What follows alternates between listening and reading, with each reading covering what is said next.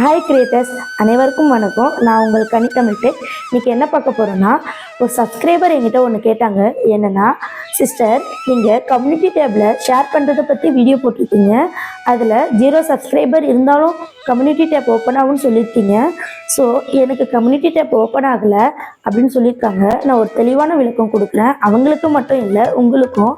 ஃபஸ்ட்டெல்லாம் community tape வந்து குரோமில் நீங்கள் ஓப்பன் பண்ணினாவே ஃபஸ்ட்லேயே முன்னாடியே காட்டிடும். இங்கே பாருங்கள், வீடியோஸ், ஷார்ட்ஸு, ப்ளேலிஸ்ட்டு, போட்காஸ்ட்டு, இந்த மாதிரி இங்கே மேலே இருக்குது பார்த்தீங்களா, இதிலே கம்யூனிட்டி டேப் காட்டிடும். ஸோ எனக்கு தெரிஞ்சு என்கிட்ட கேட்ட அந்த சப்ஸ்கிரைபர் இந்த இடத்துல இல்லைன்னு சொல்லிட்டு தான் கேட்டிருப்பார்னு நினைக்கிறேன்.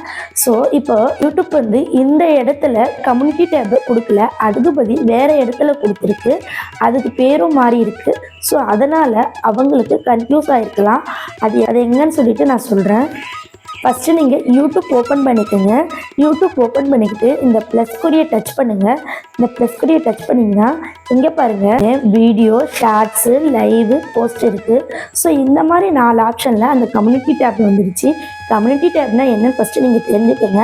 நான் என்ன உங்களுக்கு சொல்ல வரேன் அப்படி கம்யூனிகேஷன் பண்ணிக்கிறது தான் கம்யூனிட்டி டேப். ஸோ நீங்கள் பெருசாக யோசிச்சிக்காதீங்க.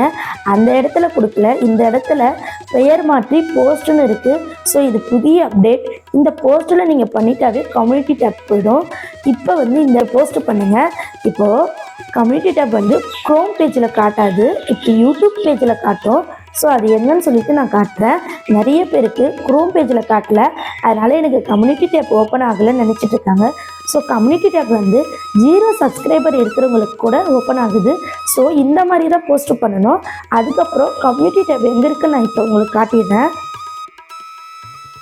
ஓகே கிரியேட்டர்ஸ், உங்களுக்கு கம்யூனிட்டி டேப் எங்கே இருக்குது, எப்படி பெயர் மாறி இருக்குன்னு உங்களுக்கு புரிஞ்சிருக்கும்னு நினைக்கிறேன்.